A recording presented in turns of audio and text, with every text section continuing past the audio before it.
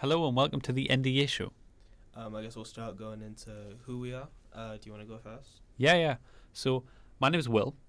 I study film in university and I try and do as much freelance in the background as possible. But recently, I've sort of been suffering with like burnout and it's become noticeable to the point where I knew that we needed to do something like this, which we'll get into a little later.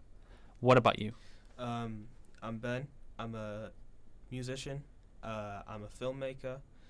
Currently working on an album, an experimental one, trying to find out who I am and what I want to portray myself as, which I'll get a little more into in the podcast.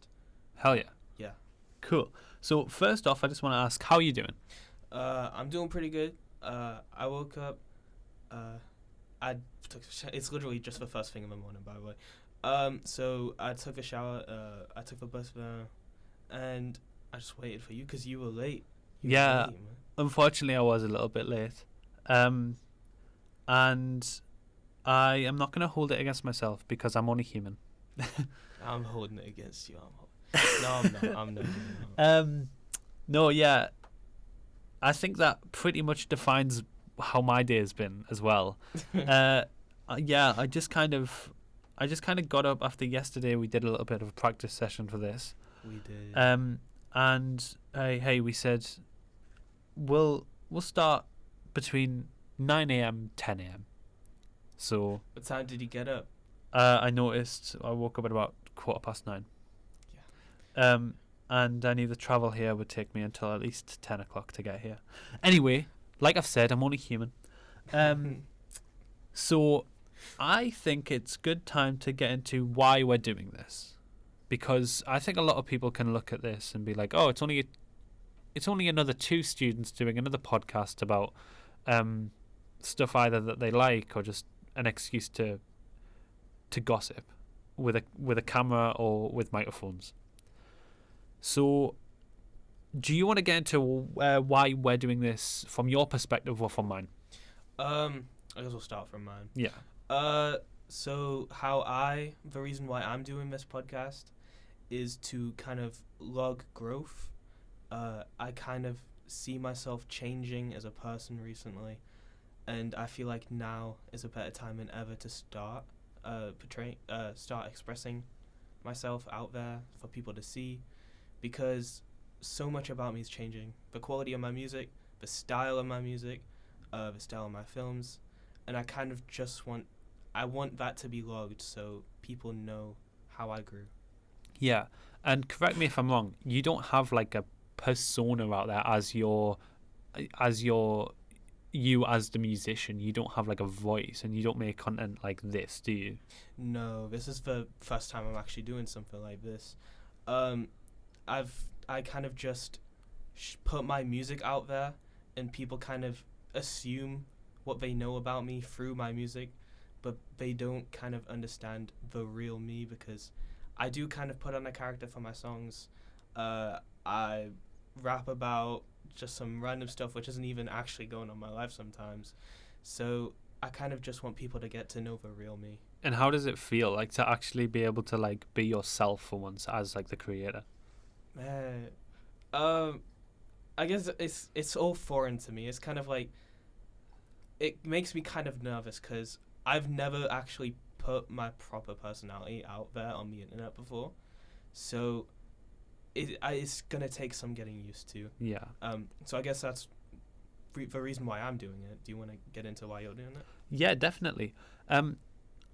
So why I'm doing it is mostly because I feel as if I don't have a consistent form of content, and I feel like I should.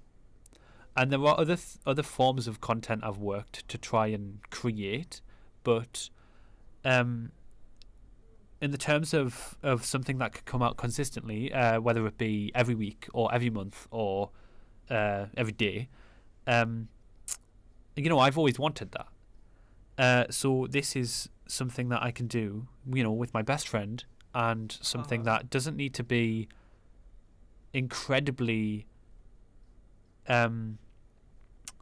serious, and it doesn't need too much stress, which is quite ironic because it's taken us a few times to get this this is like right. the 12th try. Yeah, it's taken us a few times to get this right, but I think that's only us being human.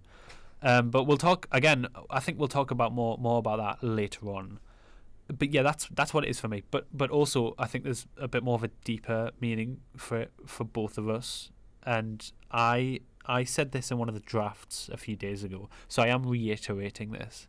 But for me, I noticed that us both we kind of went our separate ways slightly. We did, because this is kind of like the first time we've been apart educationally, because we were together for secondary school and we've been there for most of college. So it's kind of just like the split in the pathway. Kind of we were kind of going on our separate ways. Exactly, So, yeah. yeah. We were doing our own things as well. You were doing a lot more music. Yeah. I was doing a lot more film in terms of actual, jobs for people and meeting new people and stuff. But I never wanted to stop knowing you as a person. Like, I have lost contact with other friends, and unfortunately, that kind of friendship doesn't get relit. That candle doesn't get relit. Yeah. But this, I think, is a really good way for us to start working together on something that we both quite enjoy. It gives you a chance to actually talk about something that you do, gives me a chance to talk about what I do, and also, let's not lie, it's a podcast, so we are just going to be able to be chatting. Yeah, that is kind of like, damn, because the first time when you said that to me, I didn't even realize that. Because in the first draft, my honest reaction was like, damn, I didn't realize that you thought this way, that we were drifting apart. Because to me, honestly, it kind of just felt like we were becoming more professional in our career. But when you went into it more, I was kind of like seeing, he's kind of right. We did kind of drift apart because we stopped seeing each other as much. And we haven't really worked on a project together since college. And we're coming into, what is it, a year since then. So it's kind of like a good reason to start this talk show with you, and that way we'll be able to consistently work together on a project. Exactly. And it's also really cool to actually be able to get guests involved as well, because we both know incredibly talented people from the film and the music industry, and also just people that would be really, really great crack and really great to talk to, that would sit alongside from us, so we can actually just have a chat to, and it would be great fun. So I'm not gonna lie, I'm excited because it's actually really cool to just be sitting talking to you and to possibly have a guest later. So that's what it means for me, to have that sort of diary of like how I feel every single month, to actually be able to keep on talking to you and stuff like that, and make sure that we don't sort of drift away. Yeah. So yeah, that's what this podcast means to me. So have you got anything you want to talk about? First thing I want to kind of talk about is these new dreams, because we had a little bit of a talk about this after a test run. I was on about, damn, my dreams are kind of weird, because I'm on these new meds called mirtazapine, however you pronounce it. They kind of give me weird dreams. I get more vivid, like strong memory in them. Sometimes it apparently causes sleep paralysis. It has been showing. One example I kind of want to talk about is this one moment where I was stuck in my room when I opened the door. I couldn't move anymore. It was this morning as well. I couldn't move anymore, and I kind of opened the door and I see a bunch of spiders. They kind of just start crawling at me. I can't move anymore. It was haunting. I just really need to talk about it. It's kind of a therapy thing for me. We've lost the audience that might have arachnophobia now. Yeah. Oh no, because now you guys understand shit. But I have really bad arachnophobia, So it kind of forces me, because my dad said the thing it does is sleep paralysis brings out the things which will probably try and make you wake up the most, and spiders is probably the top thing on my list. I don't know much about the paralysis thing. It's new to me with these meds, but it's kind of just like affecting me recently, and that's kind of added on to like, damn, this has just made me down the whole day. I don't really feel like doing much, and it kind of like, I will say it's kind of affected my performance on this podcast episode, because it's kind of just put me out of it, spooked me out a bit, and it's kind of made me a little off. And I don't know, I just kind of wanted to share that. I don't know if you have had experiences like that. I've had a sleep paralysis demon. You have? I don't know if... I actually don't really know the difference between sleep paralysis to sleep paralysis demon. But I suppose they're very, very similar. I had it once, and the demon took the form of my mother. Which is weird. I recall it happening, and it was really creepy. She sort of stood in the gap between the door in my room, and sort of just stared at me. And when I did wake up, I couldn't tell what was dream and what wasn't. So I thought that my mum had actually stood there and just looked at me when I was awake. Oh, that's so cool. So I, in the morning, then messaged my mum. I messaged her something like, did you open my door last night? And she looked at it and never replied.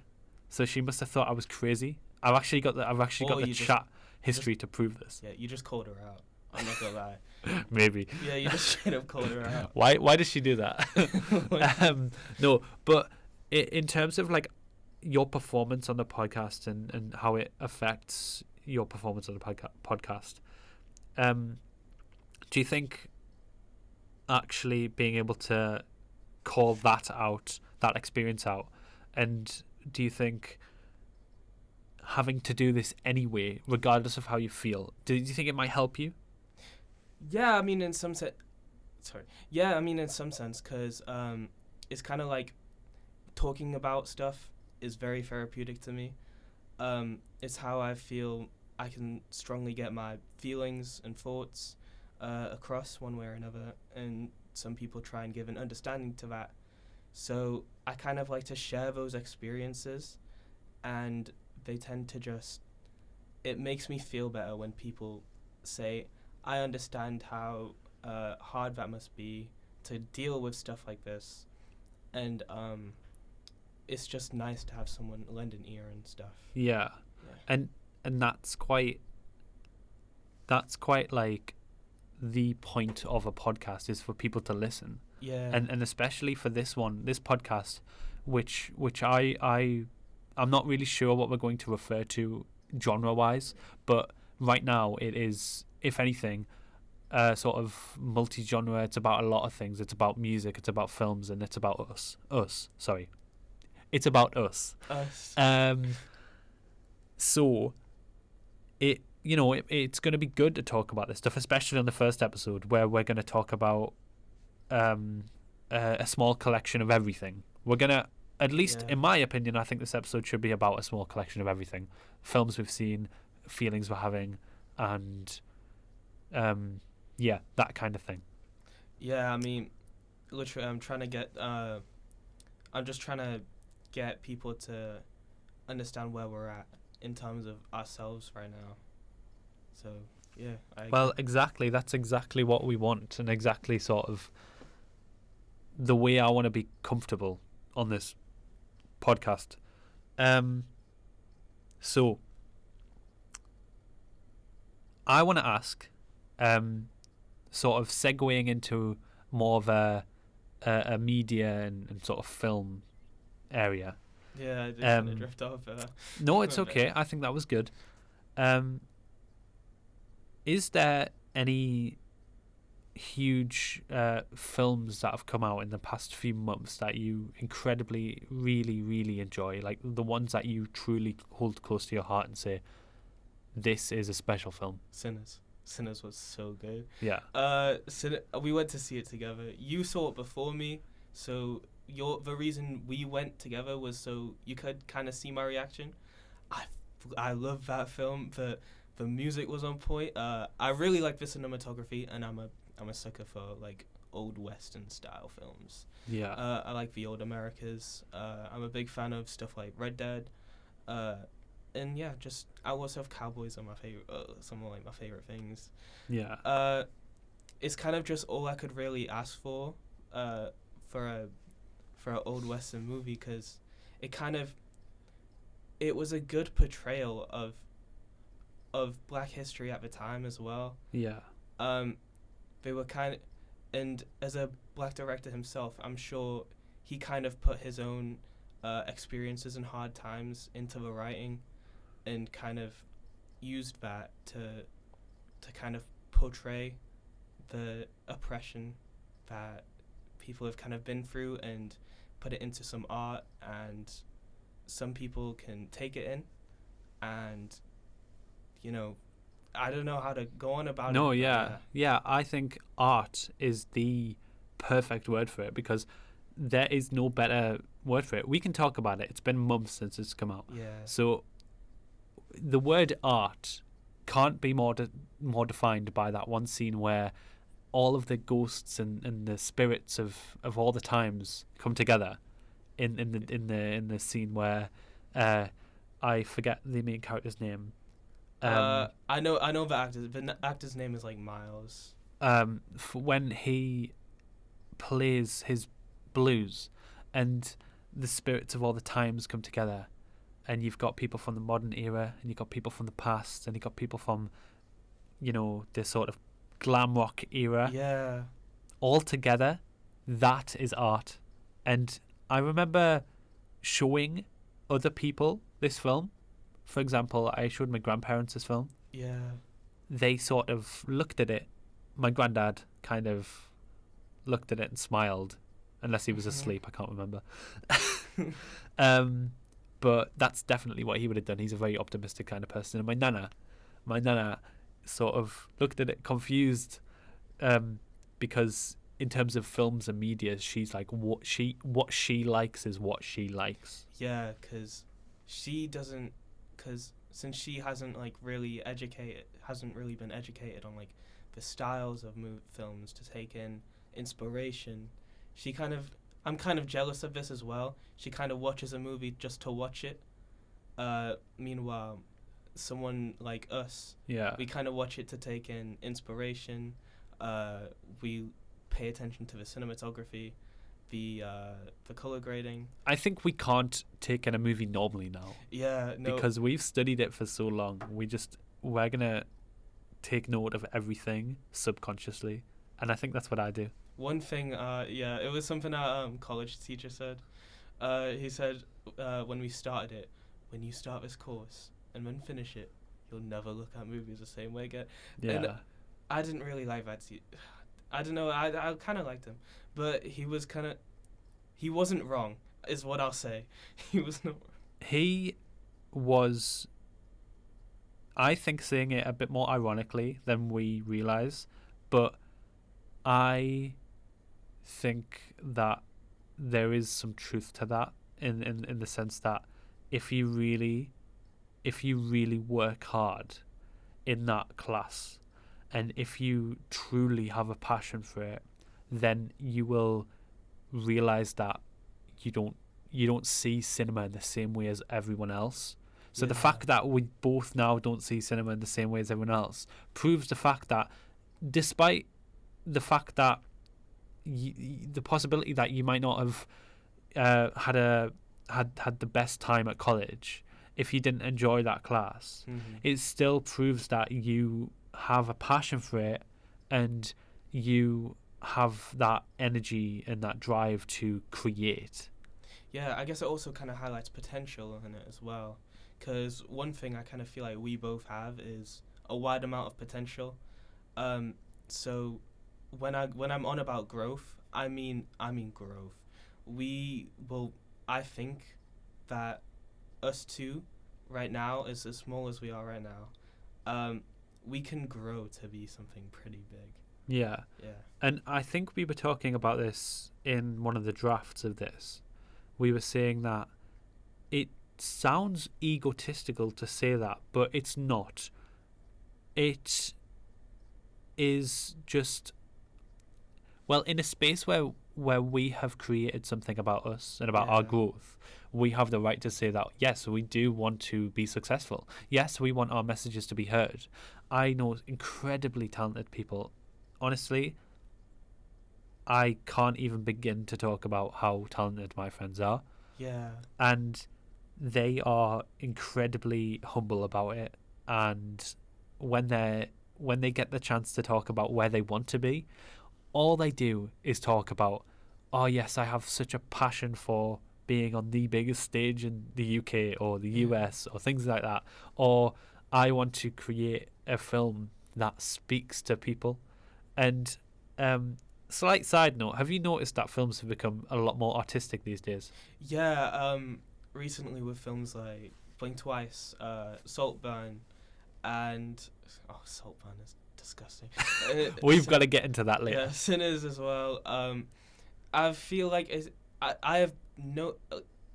I know he said you'll notice the cinematography more, but I feel like it's highlighted purposefully, and anyone who is uneducated even with that could kind of get it, especially with Saltburn. I feel like cinematography wise, that was kind of like near perfect. Yeah. I felt for it. I'm inspired by it. And some part of my style in the future will definitely be like kind of taking some of that in the future with me. Oh, you're definitely right. Yeah. Emerald Fennell is one of the greatest directors of our time, in my opinion. And I can't wait to see what she does next, because she made Promising Young Woman. And I suspect you haven't seen it. No, I have never heard of it. I got that. We need to watch that. Yeah. It came out I think it came out in 2019.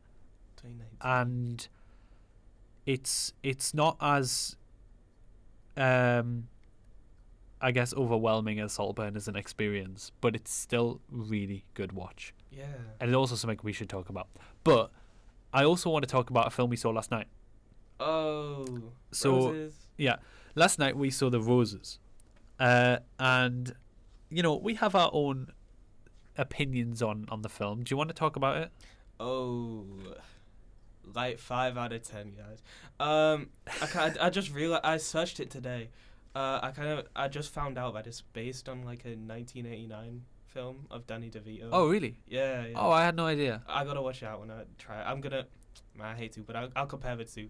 Apparently it's higher rated as well. Do you know what the film's called? The War of the Roses, I think. The War of the Roses. Yeah. That rings a bell.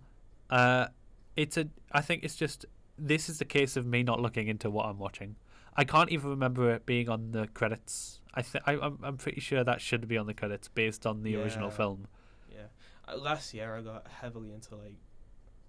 Yeah, my researching has like gone far up, and if I watch something, I kind of feel the like drive to research into it. Yeah. But back into Roses. I thought cinematically it was. I mean, cinematography wise, it was pretty good. The writing, I feel like that's where it kind of fell off, because at the end there, at the end it kind of like. It just didn't feel finished to me. Well, this is actually something that I want to talk about when we talk about art Yeah. and things that are very artistically driven. The ending for The Roses, I don't know how it relates to the ending of War of the Roses. Yeah. But the fact that that film ended with, spoilers, both of their deaths, is just incredibly telling to the era of filmmaking we're in. I think films can only now become more artistic, and they become more bold. I think the decisions from the directors and the writers are incredibly important, especially when your director is now young. She or he is coming up, or they is coming up, and has so many new ideas, and those ideas are all completely unique to the point of near abstract. But that's good in film. That's amazing. Another film I remember us seeing was a film that I hold quite close to my heart, All of Us Strangers. I don't remember that. What? It was about the gay couple. Oh. Yeah, and it was about ghosts and revisiting your past. Well, it was about the main character revisiting his parents that were from the past, but he was his present self, and that is the most underrated, most special, abstract, artistic film I've ever seen. I mean, maybe I'm holding it on a pedestal right now and saying it deserves... Well, maybe I'm holding it on a pedestal and saying maybe it's better than a lot of other things. I'm obviously saying this with it at the top of my mind right now, but the ending for that was like heart stopping. It was like I was so shocked that that's where it ended, but it also ended incredibly beautifully. I don't know if do you remember how it ended? I don't remember. It essentially ended. Spoilers. It's been out for some time now. Oh, yeah. It essentially ended with a slow pan up, and we saw the stars, and they almost became stars. If I've got that right, I only watched it once, which actually kind of contradicts the fact that I'm calling it an incredible film and I've only seen it once. Don't worry about it. I can't necessarily show a lot of people. I've always said to my mom she'd probably love it, but it's a very specific kind of film. I watch a lot of films with my grandparents, so showing them Sinners was quite borderline to the stuff that they might enjoy. Like one of the bigger productions, like that's definitely a bigger production, but I'm saying in the sense that it's a very modern film. Yeah. Despite being set in the 30s, I think it's still very modern. One thing I want to say is that it's typically the indie films which kind of take a more non-traditional approach. So they're the type to make the unique dives. Yeah. A film which kind of made me feel like that was I don't want to say because it's kind of cringy. It's Bullet Train. Bullet Train. Bullet Train was good. That's not cringy at all. Yeah. Bullet Train was one of the best comedies I've seen in a very long time. I think I saw the film like in cinemas. Like, not even gonna lie, I think a total of like 8 times. I took all my friends to go see it. No, that's great. I mean, they deserve that money. I mean, listen, Hollywood, they have enough money. But the director of Bullet Train, I think, is the same guy the same guy who did Deadpool, right? Deadpool 2. Deadpool he also 2. did some of the John Wicks, I believe. Yeah. Well, he's an incredible mind. Yeah. And he also based it on a book which I've now read, which is...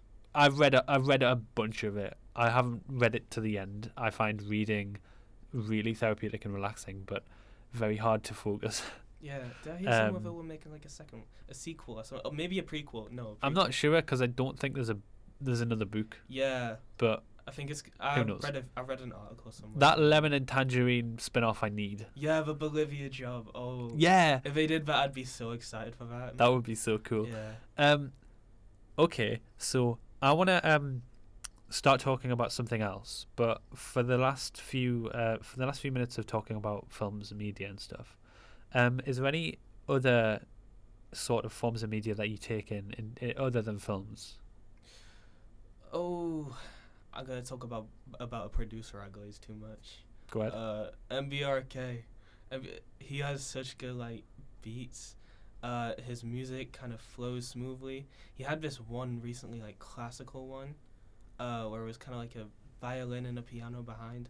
It felt like I was watching Howl's Moving Castle. Oh, really? Yeah, it felt so like whimsical and like it was in a what's it called, a fantasy world.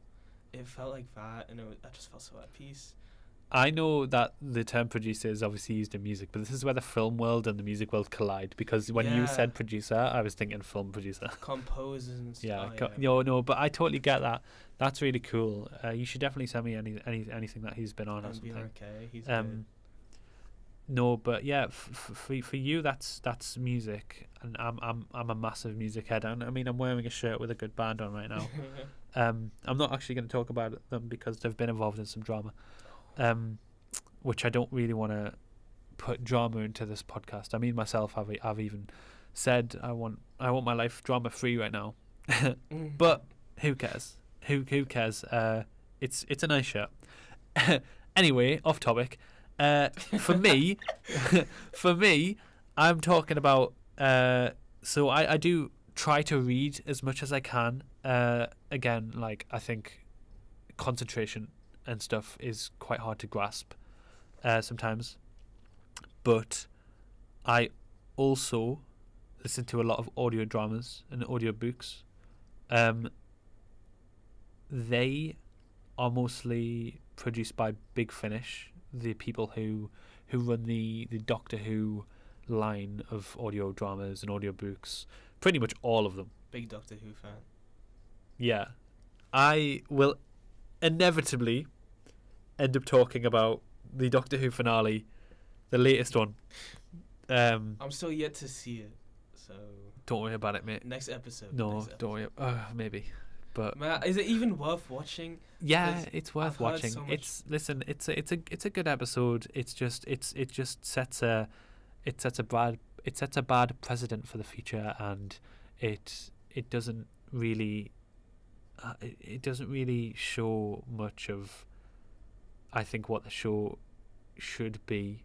I think it is heartwarming. It's beautiful. It is beautiful. It is beautiful, but I don't think it really is a good ending for him as a character. The 15th Doctor as a character doesn't end well. He didn't get that long either, did he?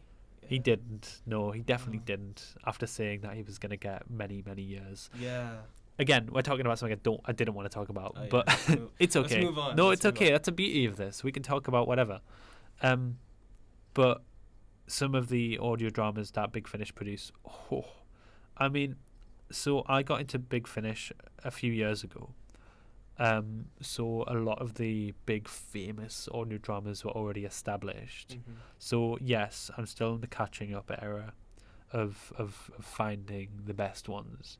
I'm going through a lot of the Doctor Who monthly range right now, which started from, I believe, 1999 to, I don't know when it slowed down. I think there was still some in 2009 being made.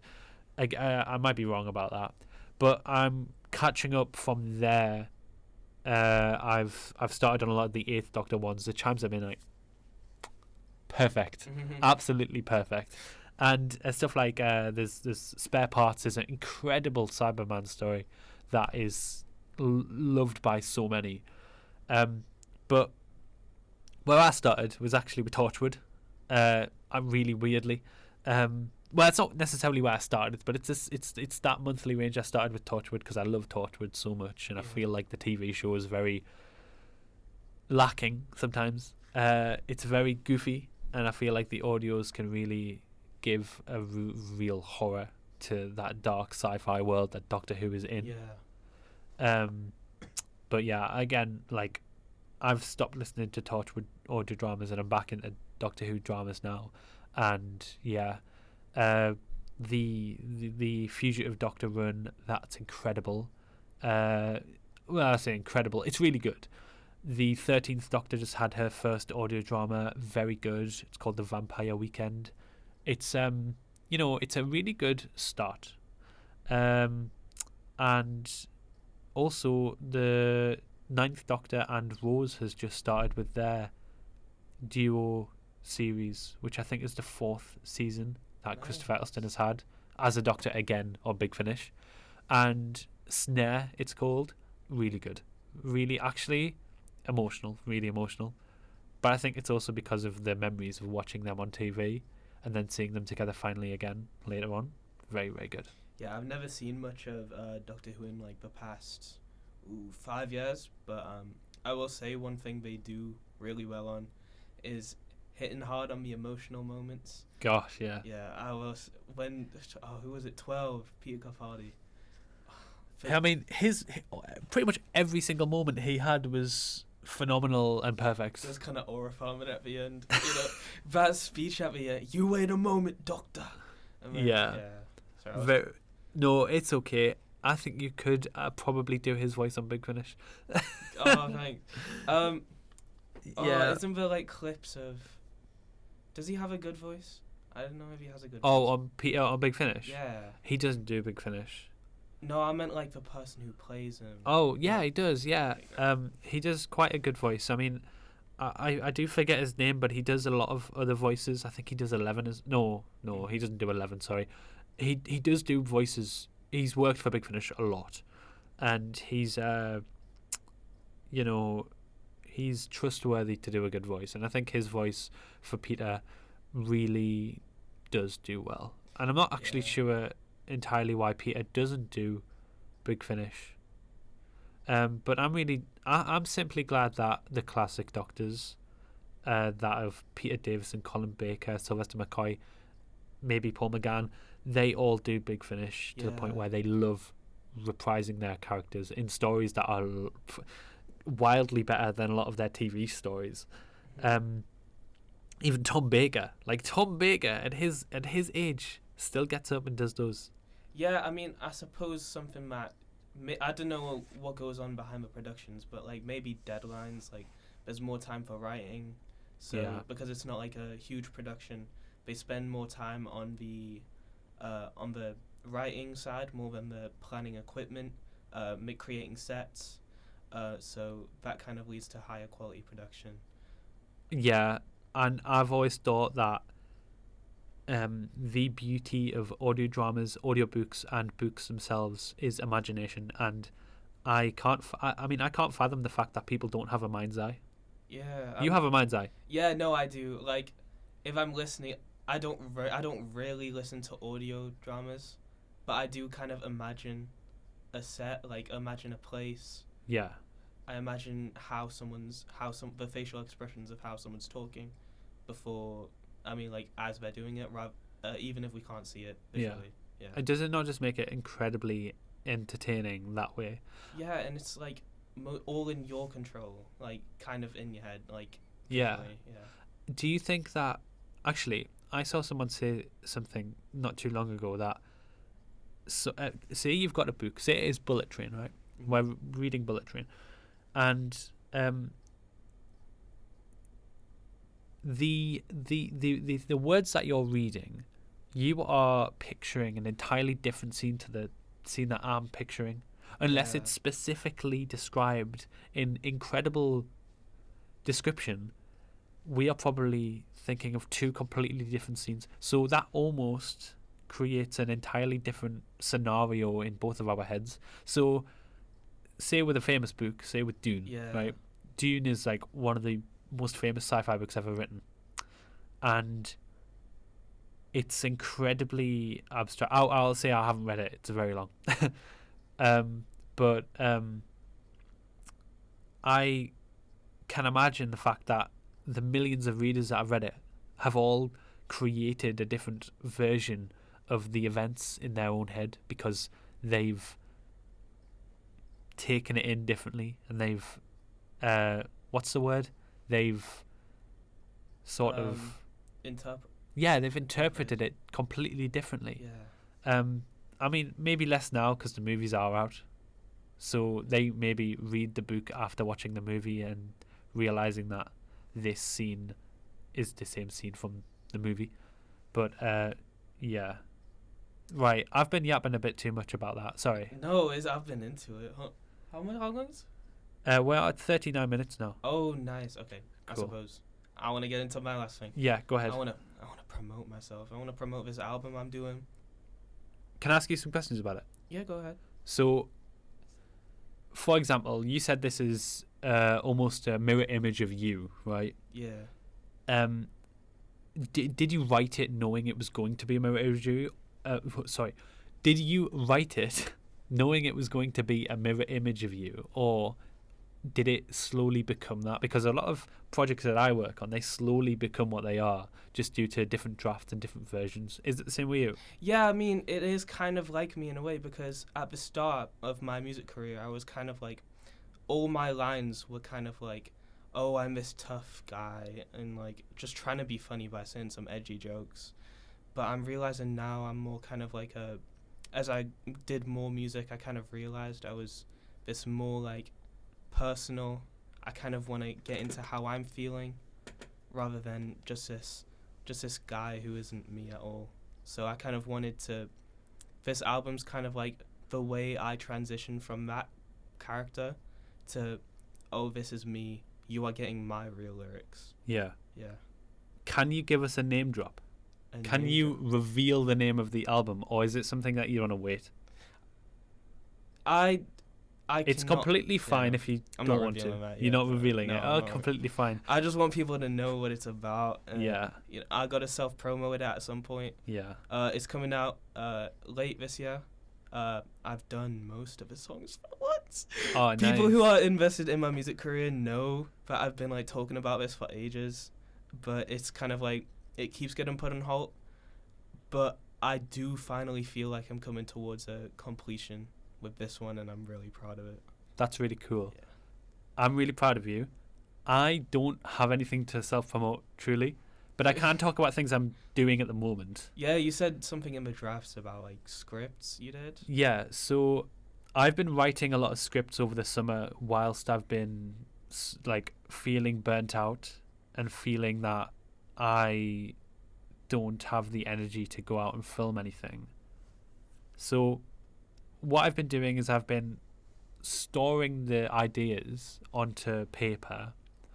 One of them, I can say this, one of them is an audio drama, and I've got someone with really, really, to be honest, a very beautiful voice to be able to narrate it. Is it me?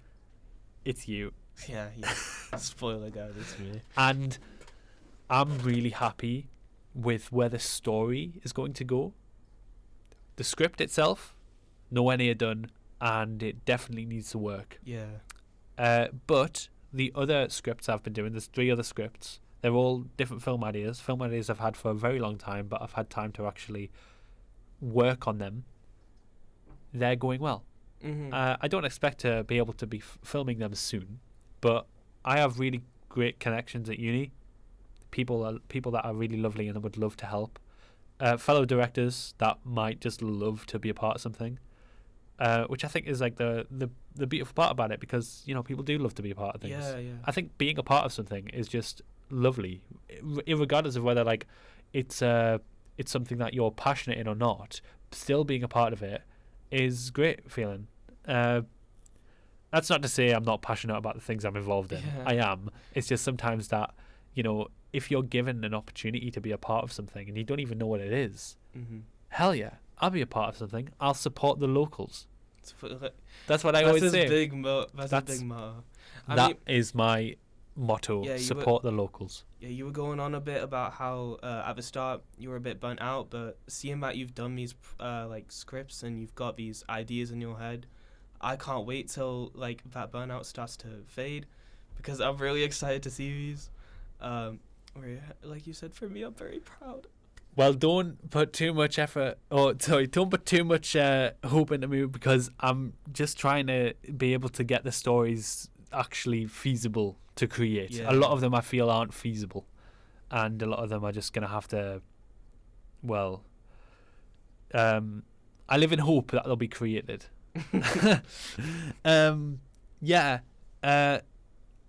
Apart from that, other things I'm going to be getting up to, there's a bit of a theatre job coming up.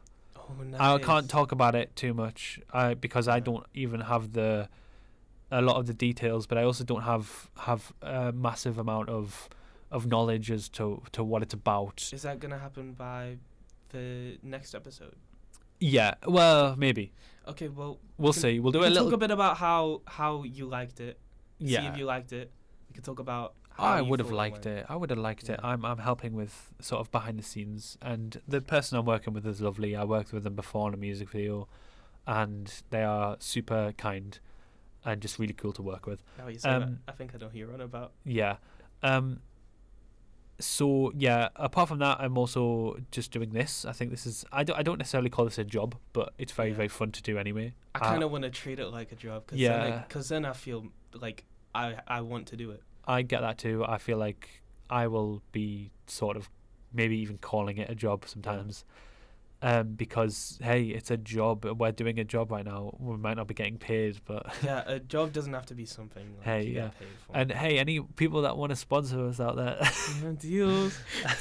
I know people. I could try and get connection. Yeah. well, I'll try and get that's some something for deals. later, Yeah. and definitely something that shouldn't be talked about on the microphone.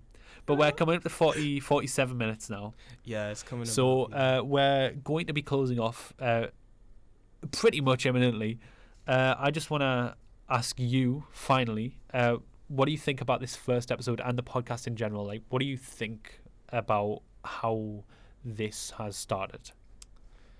I want to say we haven't really had like a sit down deep talk like this in a while. I'm quite excited for it. I'm excited for the next ones. But I feel like we will get more used to this and we will slip into podcast mode Yes. as we do a few more. I feel like at some points we did get a little slippery, but we will. Yeah, that's definitely an understatement. I think just because we haven't had much use to podcast mode, as Yeah. you say. Podcast mode. No, hey, it's a good Podcast phrase. mode. It's a good term to use. Like, we haven't had much experience with podcast mode, that we will only get better at it. And I apologize if this was a hard listen at all. It's a very. But it will only get better. And if you've listened this far in, thank you very much, because it's been quite long. Everyone clicked off of those rows as spoilers. Yeah. Yeah, sorry. But we will give spoiler warnings out. But yeah, if you are still listening, thank you very much. But we are nearing the end. So thank you very much for listening to the NDA show. Yeah. And yeah, thank you very much.